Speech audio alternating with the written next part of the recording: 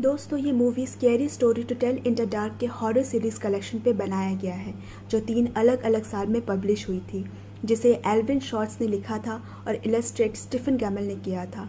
इनकी पहली बुक का नाम भी scary story to tell in the dark थी जो 1981 में पब्लिश हुई थी। 2017 में तीनों बुक्स की 7 मिलियन से भी ज़्यादा की बिक्री हुई और ये बेस्ट सेलर की लिस्ट में आ गया। इस बुक सीरीज़ ने फ्रीक्वेंटली पेरेंट्स और सोशल ग्रुप्स की क्रिटिसिज्म को झेला है। इसमें वायलेंस, मर्डर, डिसफिगरमेंट की वजह से बच्चों के लिए अनुचित ठहराया गया है। तो चलिए आज हम लोग लगभग 40 साल पहले लिखी गई किताब की कुछ कहानियों को इस मूवी में जीते हैं। मूवी शुरू होती है 1968 टाउन मिल वैली, पेंसिल्वेनिया। हैलोवीन की रात 3 फ्रेंड्स स्टेला, ऑगी और चक हैलोवीन फैंसी ड्रेस के एक पार्टी में जा रहे होते हैं।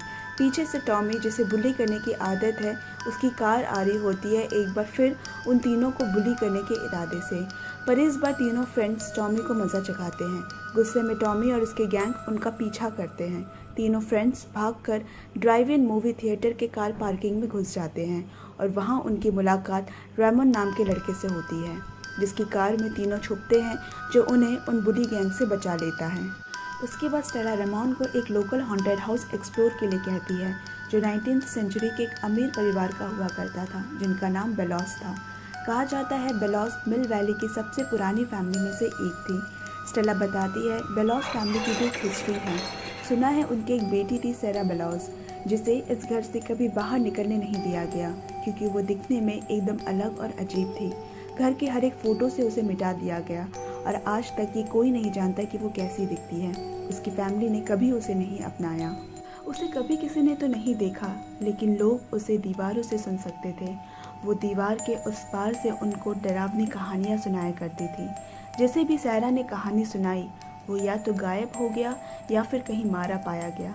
कहा जाता है कि ये सब सारा ही करती थी और फिर एक दिन उसने खुद को फांसी लगा ली। उस दिन के बाद से ऐसा माना जाता है जो भी रात में यहाँ आकर सारा को कहानी सुनाने कहेगा वो अपने जीवन की आखिरी कहानी सुनेगा।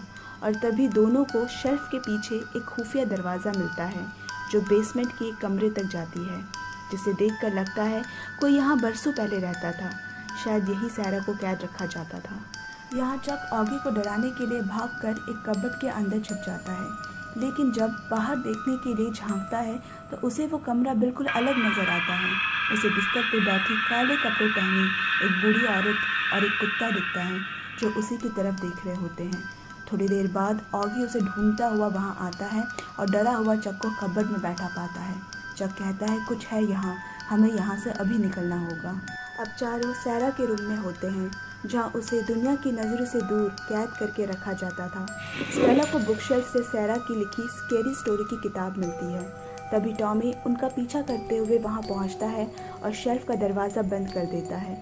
चक की बहन जो टॉमी की गर्लफ्रेंड होती है उसे ऐसा करने से मना करती है, जिसके बाद वो उसे भी रूम में बंद कर देता है। सारे लोग घबरा जाते हैं। स्टेला हाथ में लिए सारा की किताब को धीरे से कहती है, टेल मी अ स्टोरी सारा, मुझे एक कहानी सुनाओ। तभी एक परछाई से निकलती है और दरवाजे में लगे लॉक को खोल देती है। स्टेला चुपके से सारा की किताब अपने बैग में रख लेती है। स्टेला को भी डरावनी कहानी लिखने का शौक होता है, इसीलिए सारा की कहानी भी उसे बहुत प्रभावित करती है। बाहर निकलकर देखते हैं कि रेमन की कार खराब पड़ी हुई होती है, जो बेशक टॉमी ने ही की थी। रेमन के पास दूसरी कहीं रहने की जगह ना होने पे स्टेला उसे अपने घर के बेसमेंट पे सोने की जगह देती है। अब स्टेला सारा की किताब को खोलती है, एक एक करके पन्ने पलटती है जिसके हर पन्ने पे कहानियाँ लिखी होती हैं और फिर सारा की किताब एक नई कहानी लिखती है, हेरोल्ड, क्योंकि वो अभी अभी ताज़े खून से लिखा होता है। कहा जाता है कि सारा की किताब में जितनी भी कहानियाँ लिखी गई वो खून से लिखी गई है। स्टेला पढ़ना शुरू करती है। टॉमी को उसके खेत पे खड़ा स्केयरक्रो बिल्कुल पसंद नहीं, जिसका नाम हेरोल्ड है। बहुत रात हो चुकी होती है। एक आखिरी बार टॉमी की माँ उसे एग्स डिलीवर करने पड़ोसियों के यहाँ भेजती है। टॉमी एग ट्रे को उठाता है और निकल जाता है। स्टेला सोचती है इस किताब में टॉमी का नाम क्यों लिखा है, लेकिन रियलिटी में भी टॉमी की माँ उसे एग डिलीवर करने को कहती है और उनके खेत में भी एक स्केयरक्रो होता है। अब टॉमी फील्ड से होते हुए बीच रास्ते में खड़े उस स्केयरक्रो को गाली देकर आगे निकल जाता है। लेकिन टॉमी बार बार घूम फिर के उसी स्केयरक्रो के सामने आकर खड़ा हो जाता है, मानो सारे रास्ते उसी पे ही आकर ख़त्म हो रहे हो। उसके बाद वो स्केयरक्रो अचानक से हिलना शुरू करता है और भागते हुए टॉमी का पीछा करने लगता है और आखिर में स्केयरक्रो एक पिच फॉर्क उसके पेट में डाल देता है, जिसके बाद टॉमी को सूखी हुई घास की उल्टी होने लगती है। धीरे धीरे उसके पूरे शरीर से घास निकलने लगती है और वो खुद पूरा का पूरा एक स्केयरक्रो में तब्दील हो जाता है। अगली सुबह पूरे शहर में टॉमी के मिसिंग होने की खबर फैल जाती है। स्कूल में सभी यही बातें कर रहे होते हैं। स्टेला अपने दोनों फ्रेंड्स को उस किताब में कल रात टॉमी की लिखी कहानी के बारे में बताती है। स्टेला को लगता है कि जो भी अफवाहें उन्होंने सारा बेलॉस के बारे में सुनी थी सब सच है। चक भी उसे उस रात घर में बूढ़ी औरत और कुत्ते के बारे में बताता है। स्कूल के बाद स्टेला और रेमॉन स्केयरक्रो देखने जाते हैं, जहां उन्हें टॉमी के कपड़े पहने हुए स्केयरक्रो दिखता है। स्टेला उस किताब को दोबारा उसी घर में रख देती है। रेमॉन स्टेला के घर आता है। स्टेला उसके लिए खाना लाती है और वो वही किताब रेमॉन के हाथों में देखकर दंग हो जाती है। स्टेला पूछती है ये किताब उसे कहाँ से मिली। रेमॉन कहता है यही डेस्क पे पड़ी थी। स्टेला समझ जाती है सैरा अब उनके पीछे है। एक और स्टोरी द बिग टू लिखी जाती है जो ऑगी के लिए होती है। एक शैतान अपने खोए हुए पैर के अंगूठे को ढूंढ रहा है जो कि चिकन सूप में होता है। स्टेला कहानी को आगे लिखने से रोकने के लिए पन्ने फाड़ने लगती है, लेकिन हर बार किताब कहानी को अगले पन्ने पे लिखना शुरू कर देती है। दोनों जल्दी ऑगी को फ़ोन करके उस शैतान के बारे में सचेत कराते हैं, लेकिन ऑगी इसे प्रैंक समझकर अपने फ्रिज में रखे सूप को जैसे ही पीता है उसमें से पैर का एक अंगूठा निकलता है। ये देखकर वो डर जाता है। फिर उसे डरावनी आवाज़ें सुनाई देती है और वो भागकर अपने बेड के नीचे छुप जाता है, जहाँ शैतान बेड के नीचे उसे घसीटते हुए ले जाता है। जब तक स्टेला और रेमॉन पहुँचते हैं देर हो चुकी होती है। बेड के नीचे उन्हें नाखूनों के निशान मिलते हैं। अब स्टेला, रेमॉन और चक तीनों ही डरे हुए होते हैं, क्योंकि उन्हें पता है अब उनकी बारी है। वो किताब को जलाने की कोशिश करते हैं, लेकिन किताब वैसे की वैसे ही रहती है। चक की बहन रुथ को ये सब झूठ और बकवास लगता है और वो होने वाले अपने स्टेज शो की प्रैक्टिस के लिए स्कूल चली जाती है। तीनों दोस्त सैरा के बारे में पता लगाने का डिसाइड करते हैं। उसके साथ आखिर क्या हुआ था, शायद इसी में उन्हें कोई हल मिल जाए। पुराने न्यूज़पेपर से पता चलता है कि सैरा के फांसी लगाने के बाद ही 1 साल के अंदर उसके सारे परिवार के सदस्य गायब हो गए थे, यहाँ तक उनका पेट बिल्ली भी। स्टेला बुक खोलकर देखती है तो उसमें उसके परिवार के सदस्य के नाम पे एक एक कहानी लिखी होती है। तभी वो किताब एक नई कहानी लिखना शुरू करती है, द रेड स्पॉट। किताब एक मकड़ी की कहानी लिखती है और कुछ दिन पहले ही रुथ के गाल पे एक मकड़ी ने काटा था। तीनों समझ जाते हैं अगला शिकार कौन है और फ़ौरन स्कूल के लिए निकल जाते हैं। मकड़ी के काटने की वजह से रुथ का गाल काफ़ी सूज जाता है और वो रेड स्पॉट और बड़ा होने लगता है। वो वॉशरूम जाकर उसे दबाने लगती है और उसमें से छोटे छोटे बहुत सारे मकड़ियाँ निकलने लगती हैं, लेकिन इस बार तीनों जगह पे जल्दी पहुंचकर रुथ को मरने से बचा लेते हैं। इन सब से रुथ सदमे में आ जाती है और उसे मेंटल इंस्टीट्यूशन में हॉस्पिटलाइज करवाना पड़ता है। स्टेला को वहाँ एक काली परछाई दिखती है। वो सैरा ही है जो ये सब कंट्रोल कर रही है। अब तीनों लोलो बैप्टाइज के घर जाते हैं। खबर के मुताबिक सैरा के फांसी लगाने के बाद उनके नौकर सिल्वी बैप्टाइज और उसकी बेटी लोलो को काम से निकाल दिया था। सैरा की फैमिली का कहना था कि वो दोनों स्टेला को ब्लैक मैजिक करना सिखाते थे। यहाँ चक उन्हें बताता है कि उसे एक सपना आया था जहाँ वो किसी रेड रूम में होता है और एक लंबे बालों वाली सफ़ेद मोटी औरत उससे कहती है जब तक भाग सकते हो भागो। अब लोलो बूढ़ी हो चुकी थी और अंधी भी। स्टेला वही म्यूज़िक बॉक्स लोलो के घर में देखती है जो उसने सैरा के रूम में देखा था, जिसे सुनते ही लोलो कहती है अगली बारी तुम्हारी है। दरअसल ये वो गाना है जो सैरा हमेशा गुनगुनाती रहती थी, जिसके बोल है you may be the next to die. Stella Sarah की किताब लोलो को देती है और उससे पूछती है क्या वो लोग किसी तरह का ब्लैक मैजिक सिखाते थे। लोलो कहती है यहाँ कोई मैजिक नहीं था तो बस सैरा का रोश, उसका गुस्सा। कहानी घाव देती है, कहानी घाव भरती है। ये बुक उसी ने सैरा को दिया था। तुम लोगों ने उसकी किताब लेकर बिल्कुल अच्छा नहीं किया। तुमने उसे गुस्सा दिला दिया है जिसका नतीजा तुम लोगों को भुगतने होंगे। और फिर वो कुछ बड़बड़ाना शुरू कर देती है। उसकी बेटी तीनों को वहाँ से जाने को कहती है। उनकी बेटी से पता चलता है सैरा ने अपने घर पे नहीं बल्कि हॉस्पिटल में फांसी लगाई थी। तीनों फ़ौरन उसी हॉस्पिटल में पूछताछ करने निकल जाते हैं, लेकिन ऐसे पेशेंट्स के रिकॉर्ड्स देना अलाउ नहीं होता।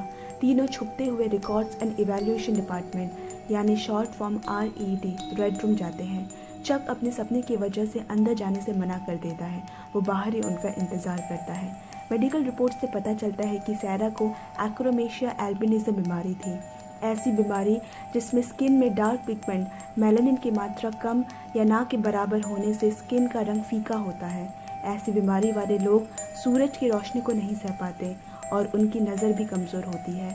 सैरा इसीलिए सबसे अलग और अजीब दिखती थी और इसी वजह से उसे उस अंधेरे रूम में कैद करके रखा जाता था।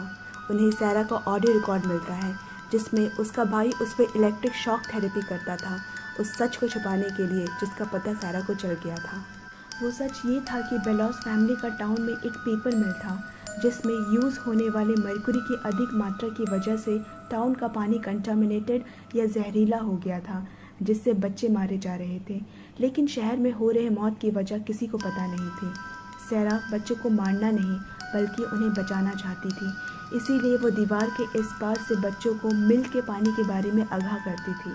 बेलॉस फैमिली कभी नहीं चाहती थी कि ये सच सामने आए और इसीलिए सैरा को टॉर्चर करते थे।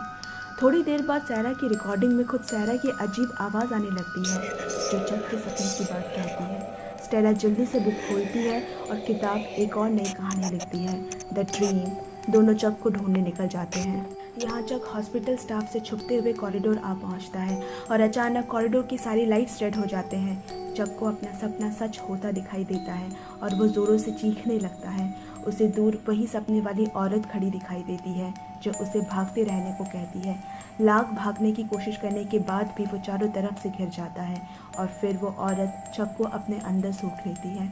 स्टेला रेमॉन पीछा करते हुए वहाँ पहुँचते हैं लेकिन उन्हें बस चक का पेन वहाँ पड़ा मिलता है। तभी हॉस्पिटल के स्टाफ भी आ जाते हैं और उन्हें बिना परमिशन घुसपैठी करने के लिए पुलिस के हवाले कर देते हैं। अब दोनों जेल के अंदर होते हैं और इस बात का खुलासा होता है कि रेमॉन एक वियतनाम वॉर ड्राफ्ट डॉजर है, यानी वो लोग जो आर्मी फोर्स को ज्वाइन करने से इनकार कर देते हैं क्योंकि उन्हें ज़बरदस्ती सेना में भर्ती किया जाता है। रेमॉन का एक भाई था। जब वियतनाम वॉर से उनकी शिप वापस आई तो वहाँ सबकी लाशें टुकड़ों में थी, जिसमें उसका भाई भी था और इसी वजह से उसने वॉर जाने से मना कर दिया। उसके बाद से वो अपनी कार में छुपता फिर रहा है और रेमॉन को इसी बात का डर है कि उसकी कहानी में यही लिखा जाएगा। किताब एक और नई कहानी लिखती है, मी टाई डॉटी वॉकर, जिसमें रेमॉन का नाम लिखा होता है। रेमॉन एकदम से डर जाता है, कहता है जैंगली मैन मुझे अपने साथ ले जाएगा। तभी चिमनी से एक सर आकर गिरता है और उसके बाद एक एक करके टुकड़ों में उसके बाकी शरीर के अंग। जैंगली मैन एक सड़ी हुई लाश होती है जो अपने अंग को दोबारा से जोड़ सकता है। जैंगली मैन पहले पुलिस ऑफिसर को मारता है और फिर रेमॉन को मारने के लिए आगे बढ़ता है। स्टेला सामने मरे पुलिस के बेल्ट से चाबी निकालती है और ताला खोलकर दोनों भागते हैं। रेमॉन स्टेला को हॉन्टेड हाउस जाने को कहता है और खुद पुलिस कार से जैंगली मैन को दूसरी तरफ ले जाता है। स्टेला हॉन्टेड हाउस पहुंचकर देखती है समय काफ़ी पीछे चला गया है। अब स्टेला सैरा के समय में आ चुकी है। वो सैरा की ज़िंदगी जी रही होती है और खुद में सैरा को देखती है। वो देखती है सैरा की फैमिली सैरा को ढूंढ रही है क्योंकि सैरा उनका काला सच लोगों के सामने लाना चाहती है और यहाँ स्टेला उनसे छुपने की कोशिश कर रही है लेकिन उसे ढूंढ लेते हैं और उसी अंधेरे कमरे में बंद कर देते हैं। कमरे में खौफ से भरी स्टेला को सैरा का भूत नज़र आता है जो कहती है अब तुम्हारी कहानी सुनने की बारी है। यह रेमॉन भी हॉन्टेड हाउस पहुंच जाता है। जैंगली मैन उसका पीछा करता है। रेमॉन और स्टेला एक ही जगह पे होते हैं लेकिन दोनों अलग अलग समय में फंसे होते हैं, पर वो एक दूसरे को सुन सकते हैं और रेमॉन स्टेला को सैरा की सच्ची कहानी सुनाने को कहता है। स्टेला सैरा को उसकी कहानी कहती है। जो भी उसके साथ बुरा हुआ, उसकी फैमिली ने जो भी उसके साथ किया था उसके ज़िम्मेदार वो थे, लेकिन जो सैरा अब कर रही है उसके ज़िम्मेदार और कोई नहीं, सैरा खुद है। अब वो खुद एक मॉन्स्टर बन गई है। उसे अपने अंदर के गुस्से को जाने देना होगा, उसे खुद को इससे आज़ाद करना होगा। स्टेला सैरा से कहती है अगर वो लोगों को मारना बंद कर दे तो वो उसकी सच्ची कहानी लिखेगी, उसे लोगों तक पहुंचाएगी। सैरा एक पेन देती है और उसे स्टेला को खून से उसी किताब में लिखने को कहती है क्योंकि जब सैरा की कहानी लिखी जाएगी तभी जो शुरू हुआ वो ख़त्म होगा। स्टेला उसकी सच्ची कहानी लिखती है और लिखना ख़त्म होते ही सब शांत हो जाता है। सैरा को अब इंसाफ मिल गया। फिर सैरा और जैंगली मैन दोनों गायब हो जाते हैं। अंत में हर किसी की ज़िंदगी एक कहानी ही है। कहानी ही घाव देते हैं, कहानी ही घाव भरते हैं। इस कहानी में सब अपने किसी न किसी डर की वजह से गायब हो जाते हैं। उनका डर ही उनकी कहानी बन जाती है। एक कहानी जिसने सैरा को घाव दिए और दूसरी कहानी जो स्टेला ने लिखी, जिसने उसके घाव भरे।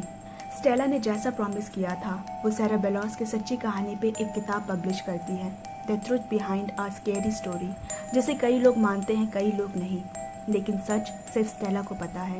यहाँ रमॉन भी वॉर के लिए चला जाता है। स्टेला रुथ को वापस मेंटल इंस्टीट्यूशन से ले आती है और स्टेला खुद से कहती है उसे विश्वास है कि वो चक और ऑगी को भी ढूंढ निकालेगी।